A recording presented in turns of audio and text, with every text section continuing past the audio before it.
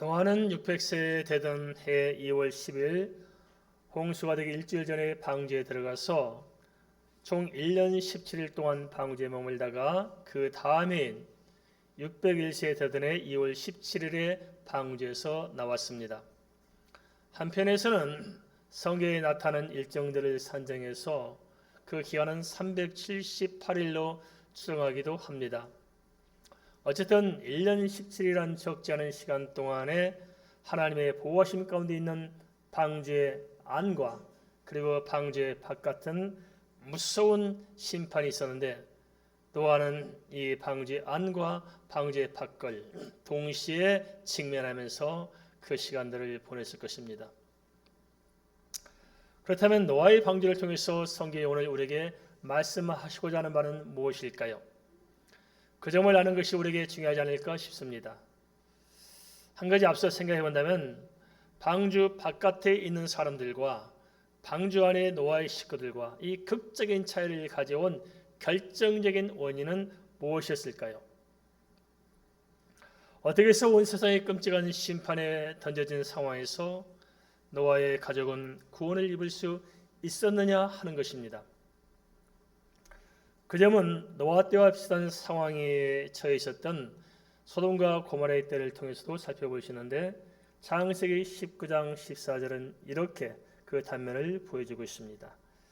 롯이 나가서 그 딸들과 결혼할 사이들에게 말하 이르기를 여호와께서 이 성을 멸하실 터이니 너희는 일어나 이곳에서 떠나라 하되 그 사이들은 농담으로 여겼더라.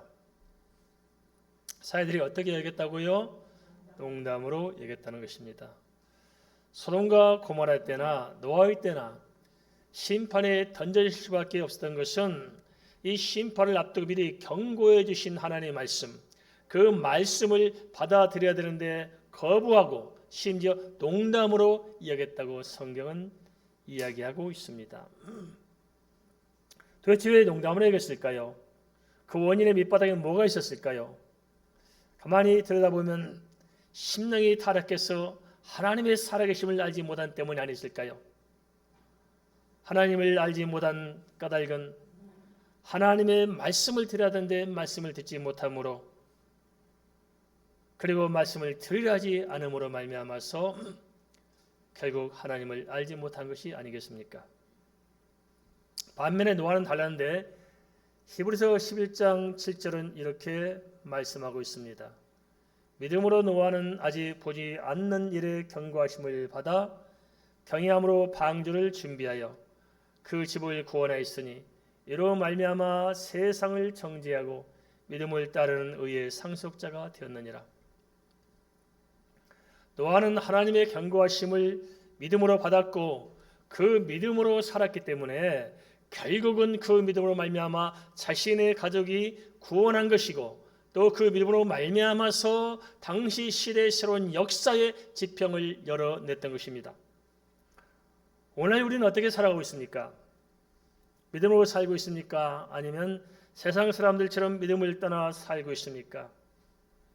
그러면 우리가 믿음으로 살고 있는가 아닌가 하는 것을 가늠하는 기준이 무엇일까요? 우리가 들었던 말씀들 정리하면 그렇습니다. 요한복음 10장 21절은 이렇게 말씀합니다. 내 양은 내 음성을 들으며 나는 그들을 알며 그들은 나를 따르느니라. 결정적인 분기점은 다른 것이 아닙니다. 그것은 주님의 음성을 듣느냐 듣지 않느냐, 주님을 아느냐 모르느냐, 주님을 따르느냐 따르지 않느냐에 따라 달라지게 되어 있다는 것입니다. 주님의 음성을 들으면 당연히 주님을 알게 되어 있고 주님을 알게 되면 당연히 주님을 따르게 되어 있는데 문제는 주님의 음성부터 듣지 않는다는 것이 아니겠습니까? 하나님의 말씀을 듣거나 안 듣는 것이 어찌 보면 작은 태도일 것 같습니다. 그죠? 들을 수도 있고 안 들을 수 있겠다 싶은 아주 소소한 일처럼 생각할 수 있을 것입니다. 하지만 그 사소해 보이는 작은 태도가 결국은 심판과 구원이라는 엄청난 상황을 갈라놓았다는 사실들을 우리는 성경을 통해서 알 수 있습니다. 그러면 주의 말씀을 듣고 그 안에서 살아가는 사람들을 하나님께서는 어떻게 인도하시는 것일까요? 창세기 8장 1절에서 5절은 방주 안의 당시 상황들을 통해서 이렇게 말씀하고 있습니다. 창세기 8장 1절에서 5절 말씀 같이 읽겠습니다. 하나님이 노아와 그와 함께 방주에 있는 모든 들짐승과 가축을 기억하사 하나님이 바람을 땅 위에 불게 하시매 물이 줄어들었고 깊음의 샘과 하늘의 창들이 닫히고 하늘에서 비가 그치매 물이 땅에서 물러가고 점점 물러가서 150일 후에 줄어들고 일곱째 달 곧 그달 11의 날에 방주가 아라산에 머물렀으며 물이 점점 줄어들어 열째 달 곧 그달 초하룻 날에 산들의 봉우리가 보였더라. 여기서 하나님께서는 노아와 함께 방주에는 모든 들짐승과 가축들을 기억하셨다고 말씀하고 있습니다.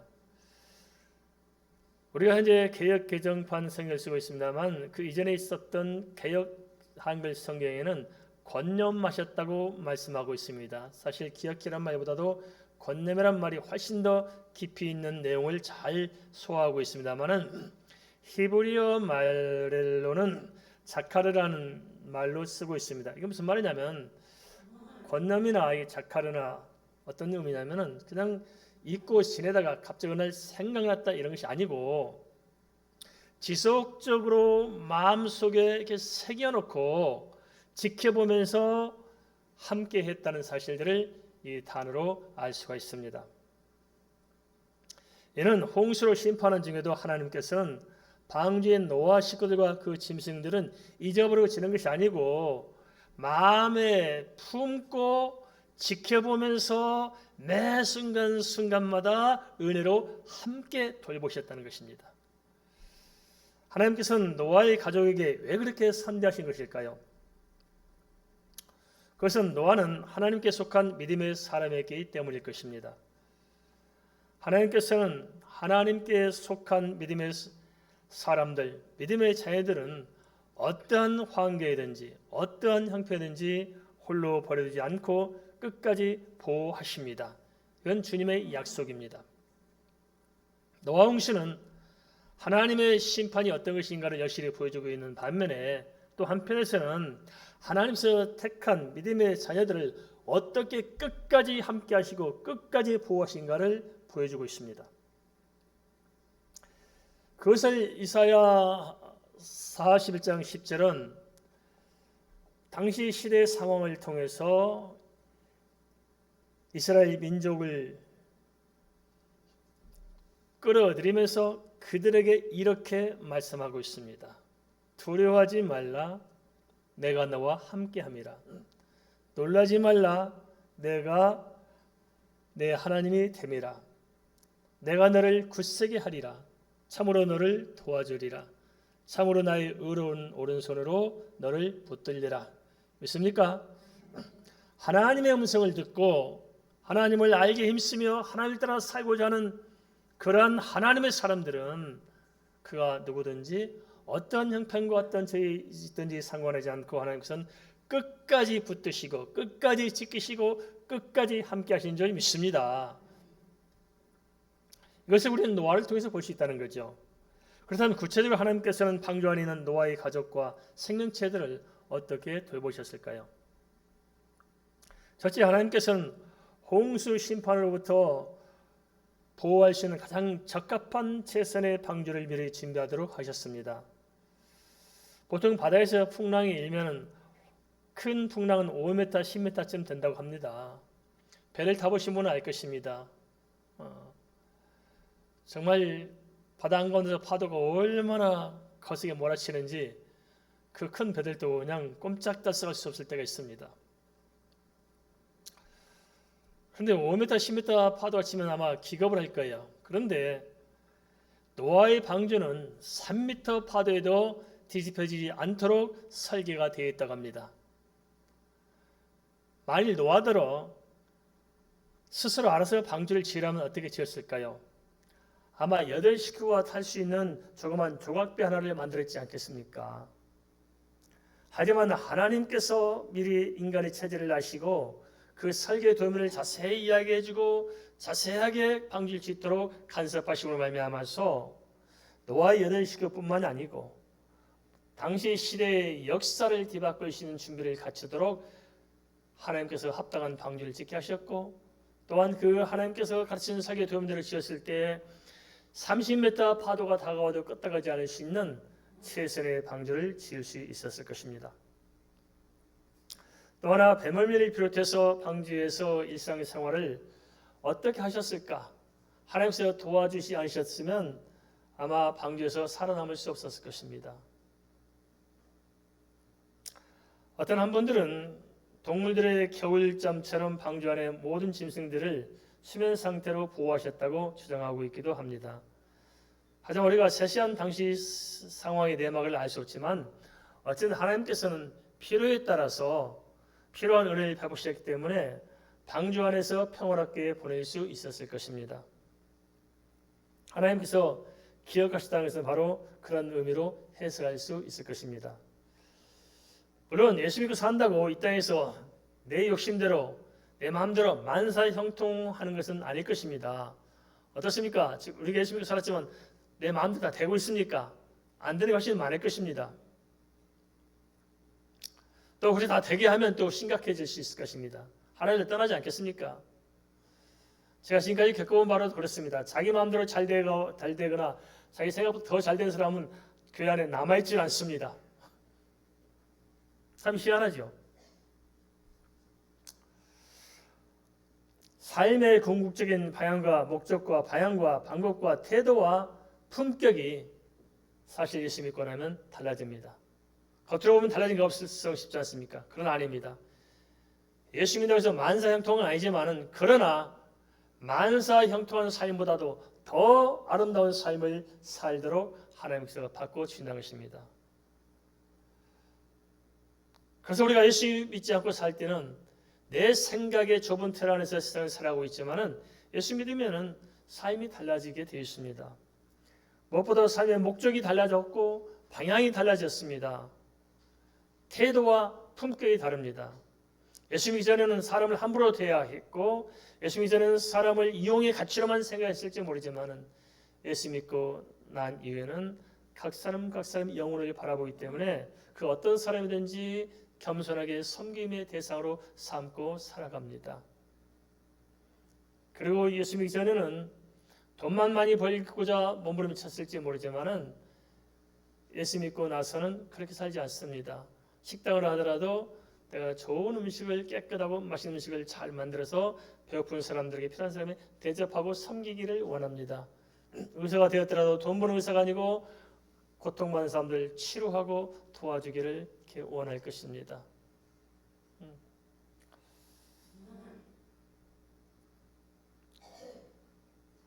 이 세상에서는 알 수 없는 하나님의 세밀한 인도하심이 우리 마음과 뜻과 생각을 주장하시게 되어 있습니다. 그리고 결정적인 것은 무엇보다도 우리 영혼이 종말론적인 종국을 바라보면서 평안할 수가 있는 것입니다. 우리는 구원받은 자녀로서 인생 안에서 삶 속에서 뒤죽박죽 사는 것이 아니라 멀리서 바라보며 살기 때문에 우리의 삶은 달라질 수밖에 없을 것입니다. 드디어 방주에 나갈 때가 다가왔는데 노아는 그것을 어떻게 가늠할 수 있었을까요?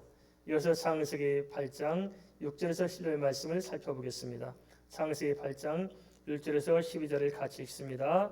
그가 또 비둘기를 내놓아 지면에서 물이 줄어들었는지를 알고자 하며 온 지면에 물이 있으므로 비둘기가 밟을 칠 곳을 찾지 못하고 방주로 돌아와 그에게로 오는지라. 그가 손을 내밀어 방주 안 자기에게로 받아들이고 또 7일 기다려 다시 비둘기를 방주에서 내놓음에 저녁 때에 비둘기가 그에게로 돌아왔는데 그 입에 감람나무 새 잎사귀가 있는지라. 이에 노아가 땅에 물이 줄어든 줄을 알았으며 또 7일 기다려 비둘기를 내놓음에 다시는 그에게로 돌아오지 아니하였더라. 노아는 어떤 사람이었을까요? 방주를 준비하는 과정에서나 방주에서 나올 무렵의 한 일들을 살펴보면 노아는 하나님 앞에 변함없이 믿음으로 참 성실하게 살았던 사람인 것 같습니다. 그러니까 무엇보다도 참으로 지혜로웠던 것 같습니다. 그것은 하나님께서 믿는 자들에게 지혜를 부어주시기 때문이 아닐까요?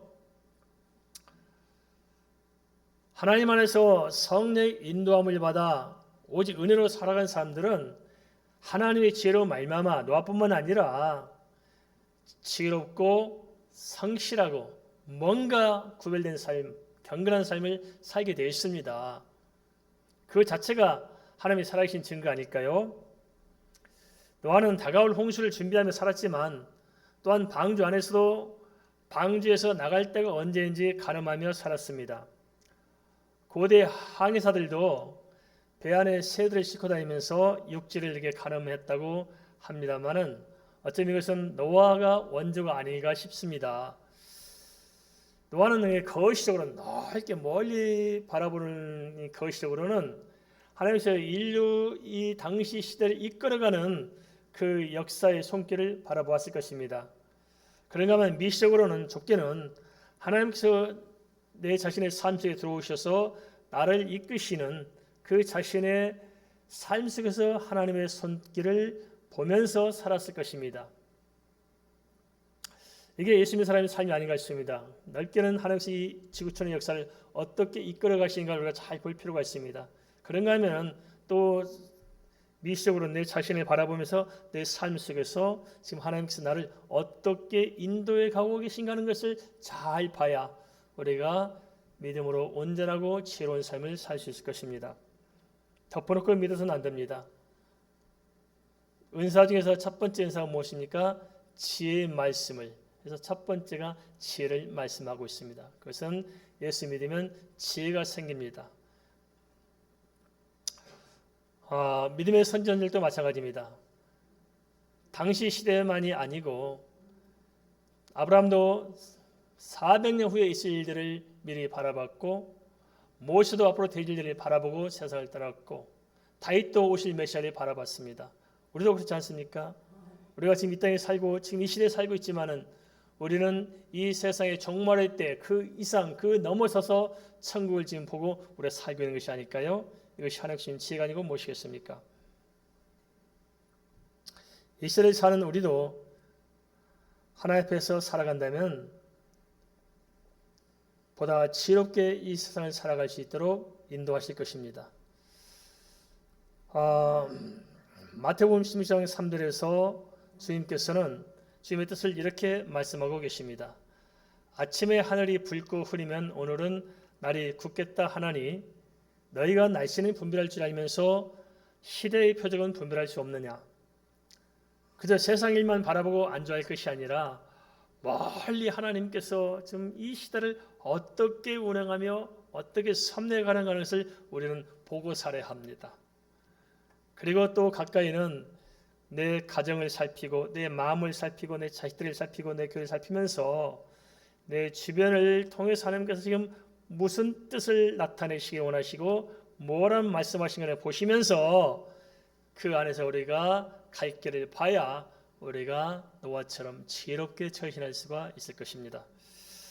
그렇다면 영적인 지혜는 어디서 올까요? 다시 말하자면 노아가 지혜롭게 살았던 것은 다른 데 있는 것이 아니고 하나님의 말씀을 듣는 데 있었던 것입니다. 노아는 결국 모든 것은 하나님의 말씀대로 되어진다는 사실을 알았기에 믿음으로 말씀을 통해서 당시 시대 상황을 깊게 헤아려 볼 수 있었고 또 가까이는 내가 지금 무엇을 해야 하는지 알고 새들을 통해서 홍수가 얼마나 감했는가를 가늠하고 있었을 것입니다. 그러고 보면 이 세상을 사는 궁극적인 지혜는 하나님의 말씀을 아는 데 있지 않겠는가 싶습니다. 주의 말씀이 열려지는 만큼 지혜가 열려질 줄 믿습니다. 그래서 하나님의 말씀이 참 중요합니다. 한데 문제는 사람들이 하나님을 마음에 두기 싫어한다는 것입니다. 시편 14편 1절도 이렇게 말씀하고 있습니다. 어리석은 자는 그의 마음에 이르기를 하나님이 없다 하는도다. 그들은 부패하여 그 행실이 가증하니 선을 행하는 자가 없도다. 어리석은 자가 어떤 사람이라고요? 하나님을 두기 싫어하는 사람들이 어리석은 자라고 이야기하고 있습니다. 어떤 분들은 이렇게 생각할 수 있지 않겠나 싶습니다. 전적으로 믿음으로 살면 이 세상에서 손해가 많다. 어떻게 믿습니까? 진짜 전적으로 예수 믿고 사는 게 손해가 될까요? 그래서 좀 적당히 타협하면서 내 것도 뭐가 좀 챙기고 하나님도 챙기면서 적당히 처신을 잘해야 된다. 그렇게 믿는 분이 안 계신지 모르겠습니다. 어떻습니까? 예수 믿고 살면 손해볼까요? 지금까지 예수 믿고 살아서 손해본 게 있습니까? 이렇게 생각하는 사람들이 많이 있다는 것입니다. 그것은 불신앙이 가져준 착각일 것입니다. 정말 하나님의 손에 붙들릴 때 하나님께서는 내 능력 이상으로, 내 생각 이상으로 내 삶을 최선의 것으로 바꿔 놓을 것입니다. 믿으십니까? 그것을 경험하기 때문에 우리가 가슴 벅찬 감동으로 예수 믿고 봉사하고 헌신하며 사는 것이 아니겠습니까? 대부분이 공감하겠지만 예수 믿고 살기로 작정하면 그때부터 좀 고민이 생길 것입니다. 갈등이 생겨요. 왜냐? 하나님 뜻대로 살 것인가 내 뜻대로 살 것인가 좀 갈등이 생겨요. 날씨가 좋은데 주일날 소풍을 갈 것인가 교회 갈 것인가 갈등이 생길 수 있어요. 봉급을 받으면은 11조를 뗄 것인가 말 것인가 갈등이 생기잖아요. 갈등이 생길 수 있습니다.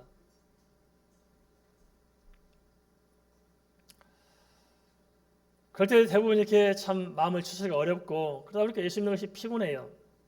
교회 가는 게 싹 그렇게 달갑지도 않고 그리고 나 또한 하나님께 최선을 다하지 않았기 때문에 하나님께서 내가 기도해도 들어줄 것 같지 않습니다. 그죠? 별로 하나님에 대한 신뢰도 없고 믿음도 성장하지 않고 그렇습니다.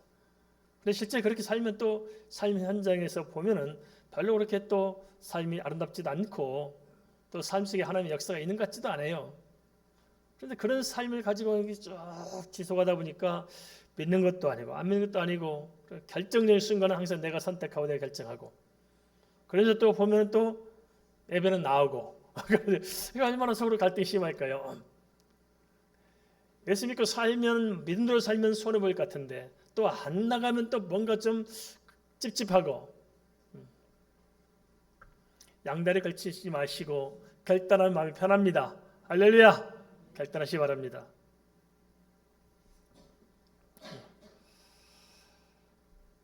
내 뜻을 버리고 주님의 뜻을 붙들 때는 손해보는 것 같지만 아닙니다. 아브라함이 자기 뜻을 버리고 하나님의 뜻을 쫓았습니다. 그럴 때 아브라함의 삶이 창대했을까요? 피폐해졌을까요? 창대해졌습니다. 아브라함이 원하는 것은 고작이야 내 재산을 물려줄 수 있는 자식 하나 원했습니다. 그 재산도 하나님께서 벌게 하셨잖아요. 어떻게 하면 내 재산을 종들이 주기 싫어가지고 내 새끼를 낳아가지고 새끼는 줘야 되는데 그 자식 하나 구했어요. 그런데 하나님께서는 아브라함이 뭘 줬어요? 그 자식 하나가 아니고 열방을 구원하고 세계를 구원하시는 믿음의 사람 이삭을 주어서 그로 하여금 열방을 이끌어가도록 하셨지 않습니까? 나를 향한 꿈이 하나님께서 크게 가지고 계세요. 내가 크게 갖고 있습니까? 하나님의 꿈이 훨씬 커요. 그러면 하나님 뜻에 맡기는 인생이 창대할까요? 내 생각을 붙들고 사는 인생이 창대할까요? 그렇습니다. 대답은 잘하는데 그렇게 안 돼서 문제죠. 결단하시길 주의 이름을 축원드립니다. 결단이 필요합니다. 예수 믿고 산다는 것은 무엇일까요? 그것은 주님의 말씀대로 살아보고 주님께서 인도하는 삶을 우리가 누리는 것입니다. 믿습니까? 따라서 합니다. 예수 믿고 사는 것은 주의 말씀대로 살고 주님께서 인도하는 삶을 누리는 것이다. 믿습니까? 내가 내 인생을 사는 게 좋아요. 주님께서 내 인생을 펼쳐지는 그 삶을 누리는 게 좋아요. 누리는 게 훨씬 좋습니다. 주님의 말씀에 따라 주어진 삶을 주님의 은혜 안에서 풀어낼 줄 아는 그것이 바로 믿음으로 사는 것이 아니겠습니까? 때가 되자 하나님께서는 노아에게 구체적인 행동 지침을 다시 알려주셨습니다. 예수 믿고 사는 사람들은 참 이게 좋아요. 하나님께서 기도할 때 깨닫게 하셔요. 참 감동을 주지 않습니까? 그래서 우리가 자꾸 이렇게 부르짖고 기도하면 좋지만은 기도하면서 하나님의 음성을 듣는 게 참 좋습니다. 말씀을 다 묵상하면서 주님 제가 어떻게 하면 좋습니까? 오늘 하루 제가 뭘 하고 누굴 만나고 만났을 때 내가 무슨 말을 어떻게 하는 게 좋을까요? 물어보는 게 참 좋습니다. 그럼 하나님께서 세밀하게 감동을 주세요. 저도 그런 경험이 많습니다. 언젠가 중국 선교회 벽이 가로막히고 정말 믿던 사람들이 다 떠나가고 없을 때 제가 하나님께 기도했습니다. 하나님, 어떻게 이걸 풀어가야 좋을까요? 누굴 주시옵소서 이렇게 기도하지 않고 하나님 어떻게 하면 좋을까요? 제가 누구를 만나면 좋을까요? 하고 기도하고 있는데 하나님께서 제 마음에 딱 이름을 알려주시더라고요. 누구 그 목사님 이름을 딱 알려줘서 잘 모르는 분들 제가 전화했어요. 목사님 한번 만납시다 하고 전화번호 찾아가지고 전화해서 만나가지고 중국 선교회 문이 열렸어요. 예수 믿고 사는 게 이런 게 아닐까요? 내가 결정하고 가는 것이 아니고 하나님께 물으시면은 하나님께서 알려주십니다. 믿습니까? 그러니까 얼마나 좋아요. 내가 내 힘으로 사는 것보다도 주께서 인도하는 삶을 산다는 것이 얼마나 가슴 벅찬 감동이 있고 예수 믿는 맛이 나겠습니까?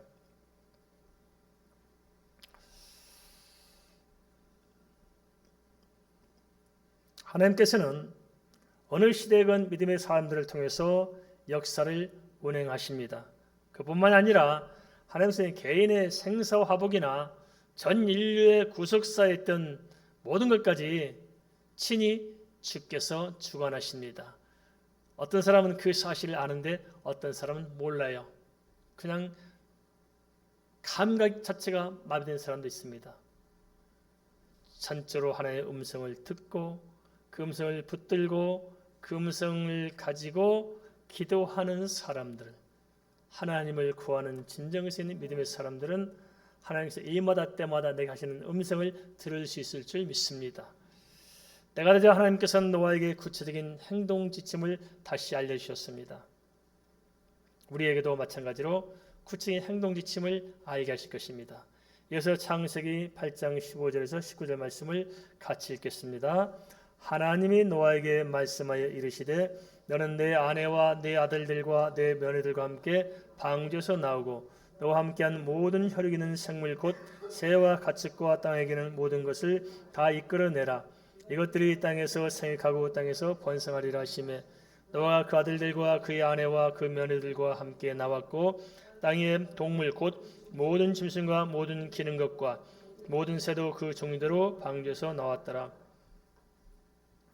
홍수의 세상은 하늘의 물층이 파괴되어서 온실 같았던 지구는 그 기온이 지역에 따라 큰 폭으로 달라지게 되었을 것입니다. 그리고 당대의 모든 사람과 모든 짐승과 모든 나무들이 땅에 묻혀서 지금 화석을 내는 게 아닐까요?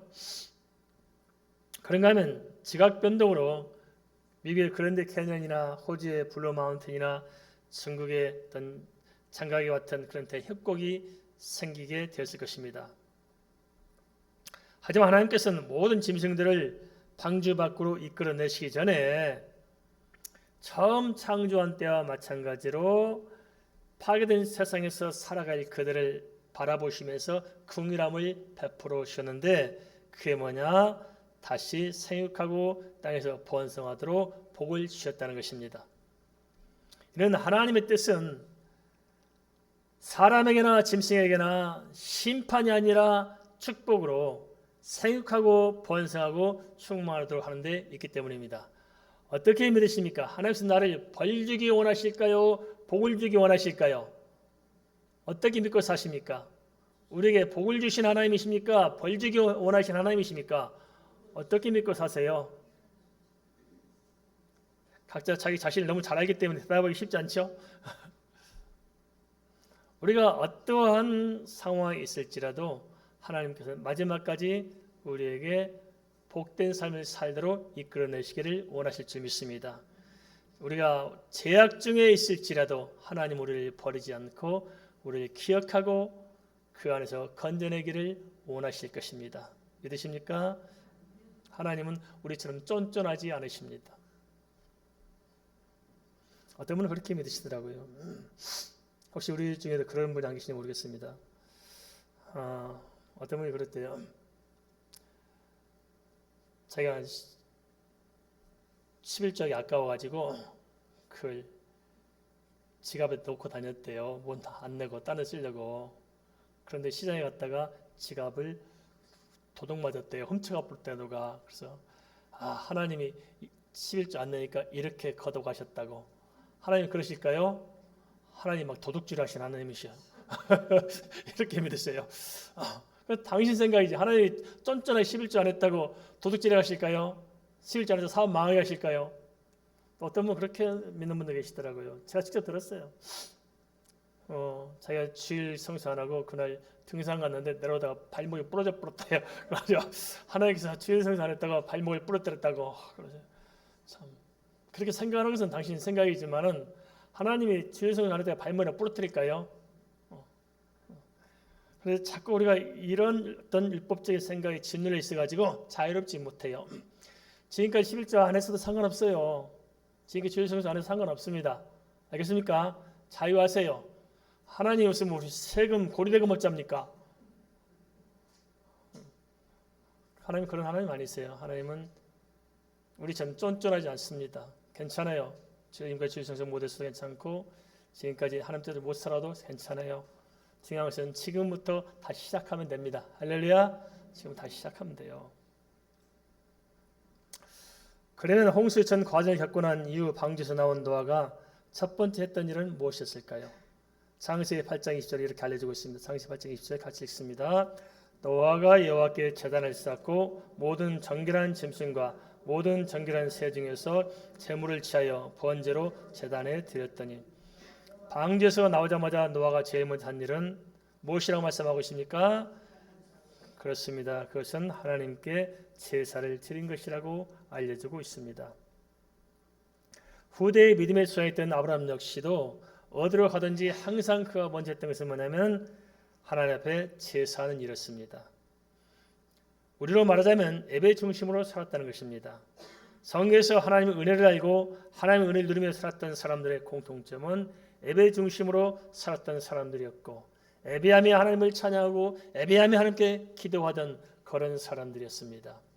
그래서 우리가 진정 하나님의 은혜를 누리면서 내 인생을 새롭게 바꾸기 원하신다면, 내 인생에 맡겼던 담을 헐어내기 원하신다면, 정말 내 삶을 깨뜨리고 정말 하나님께서 원하신 삶으로 바꿔내기 원하신다면, 지금까지 이 어두운 삶이 아니라 밝은 삶으로 살기 원하신다면, 이 쫀쫀한 답답한 삶이 아니라 정말 가슴이 뻥 뚫린 삶을 살기 원하신다면 먼저 해야 할 일은 예배를 내 마음의 중심으로 가져오는 것입니다. 예배할 때 하나님께서 예배를 통해 우리를 만나주시고 예배할 때 은혜를 주시고 예배에 승리한 사람이 삶에서 승리하게 되어 있습니다. 그래서 예배를 제대로 해야 됩니다.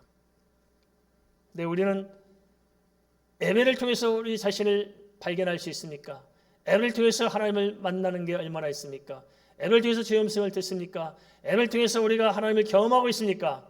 이런 죽은 예배 말고 진짜 형식 예배 말고 진짜 하나님 면전에서 하나님 만날 수 있는 그런 예배가 필요한 것입니다. 그런 예배가 우리 삶의 가운데로 와 있고 내 시간의 중심에 세워질 때 우리는 그 예배를 통해서 힘을 얻고 예배를 통해서 하나님께 인도하는 삶으로 나갈 수가 있고 내 인생의 지표를 다시 세울 때 지경이 달라질 것입니다. 한번 제대로 한번 도전해 보십시다. 과연 그렇게 되는지 안 되는지 한번 살펴보십시다. 노아 역시 방주에서 나오자마자 정결한 짐승과 정결한 새를 가지고 하나님께 먼저 번제를 드렸습니다. 정결한 짐승과 정결한 새를 제물로 제사한 것은 어떤 의미를 가지고 있을까요? 그것은 바로 아벨의 제사와 같은 예수 그리스도의 대속의 언약 안에서 하나님께 제사함을 말씀하고 있습니다.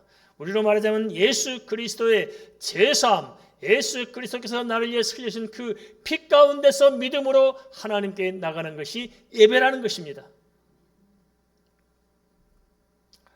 물론 이 모든 제물 또한 하나님께서 홍선에 추가로 방주에 드려서 미리 준비해 주신 하나님의 예배하심입니다.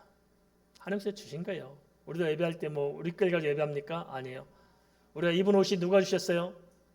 태어날 때 옷 입고 태어나신 분 계십니까? 태어날 때 저금통장 들고 태어나신 분 계십니까? 없어요. 아무것도 가지고 나온 것이 없습니다. 우리는 그저 빈손으로 왔다가 빈손으로 갈 뿐입니다. 참 인생은 공평해요. 그죠? 빈수 왔다 빈수로 가. 너무너무 공평해요. 그렇지만 이 땅에서 우리는 모든 것을 하나님의 은혜로 살게 되었습니다. 그 하나님의 은혜로 우리가 예배하는 것입니다.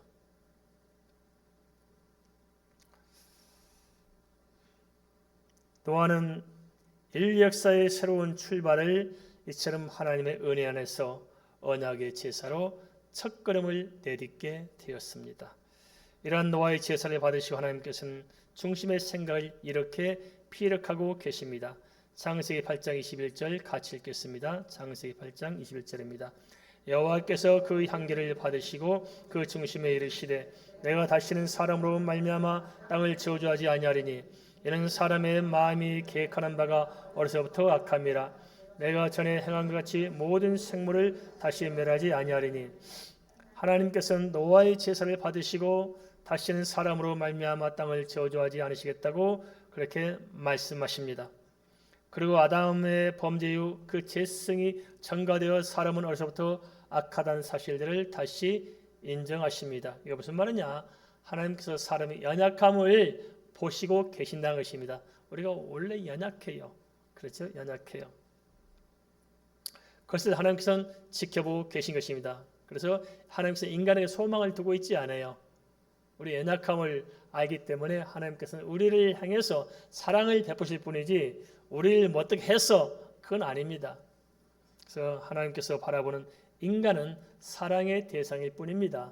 우리도 사람의 실망 많이 하잖아요. 사람의 실망의 이유는 뭡니까? 기대하니까 실망해요. 제일 많이 실망할 때가 뭐냐면 부모들이 자식들에게 실망하죠. 그죠? 나는 지놈을 위해서 얼마나 뼈빠지게 학교 전략인데 처음 세상에 그 많은 돈을 펑펑 쓰면서 애미한테 이거 하나도 안 해주고 추석 명절이 다가오는데 이놈들이 참 나한테 이게 뭐냐 이게 속상하죠. 기대하지 마십시다. 하나님도 우리에게 기대하지 않아요. 사랑의 대상일 뿐입니다. 사랑의 대상.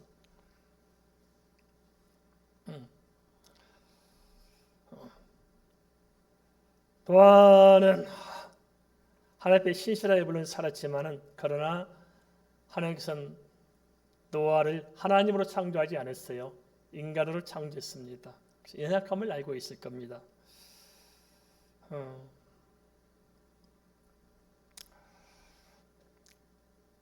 노아가 이렇게 하나님께 제사한 게 보면 참 의미가 있는 것 같아요. 왜냐하면 다른 무엇을 떠나서 하나님과 인간이 만날 수 있는 예수 그리스도 안에서 만날 수 있는 교통하는 장이 만들어져 있잖아요. 소통하는 장이 있다는 게 참 중요합니다. 예배가 참 그런 의미에서 가장 중요합니다. 하나님과 내가 소통할 수 있는 장이 있다는 것. 그래서 사람은 또한 예배하며 기도하며 그런 삶을 통해서 하나님께 나아가고 하나님께서 또한 그러한 하나님의 백성들을 보시고 은혜를 부어주십니다. 홍수 이후의 계획에 대해서 하나님께서는 창세기 8장 21절에서 이렇게 말씀하고 있습니다. 같이 한번 읽어볼까요? 땅이 있을 동안에는 심음과 거둠과 추위와 더위와 여름과 겨울과 낮과 밤이 쉬지 아니하리라. 실제로 홍수 이후에도 심음과 거둠과 추위와 더위와 여름과 겨울과 낮과 밤은 계속되었지만은 인간의 수명은 홍수 후에 점점 줄어들기 시작했습니다. 지금 우리는 100세 시대인데 사실상 무드셀라가 보면 이게 참 웃깁니다. 무드셀라 969세 살았는데 우리는 100세를 바라보면서 100세 시대 100세 하고 있지 않습니까?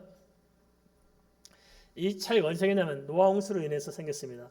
노아 홍수 전에는 그 공중에 그 하늘 위에 물이 있었고 그 밑에 물이 있었습니다. 노아 홍수로 공중에 창이 생겼잖아요. 하늘에 창이 생김으로 이제 지구의 환경이 급속히 달라졌습니다. 그래서 인간의 수명이 노아 홍수로부터 시작해서 줄어들기 시작했습니다. 이것 자체가 노아 홍수가 역사적으로 사실적으로 있었다는 것을 증거해주고 있기도 합니다. 하지만 하나님께서는 어떠한 시대 어떠한 환경에서도 구원의 은혜를 베풀기 원하시며 복을 주시기 원하신 줄 믿습니다.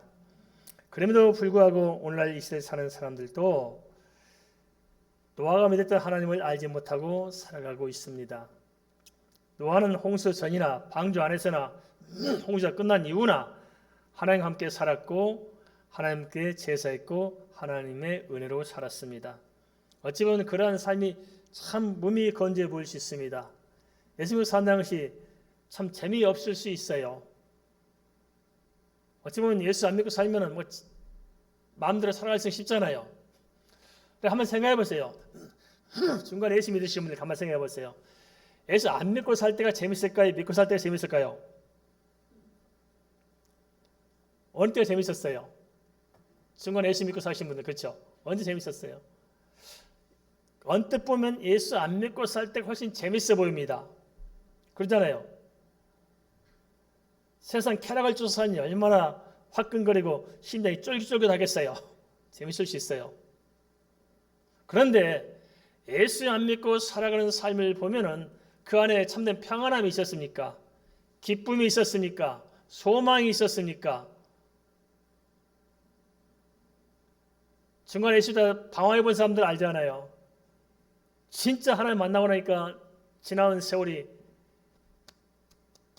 마음이 아파요? 즐거워요? 아픕니다. 예수 믿고 살고 나니까 내가 어떻게 그렇게 살았을까 싶어요.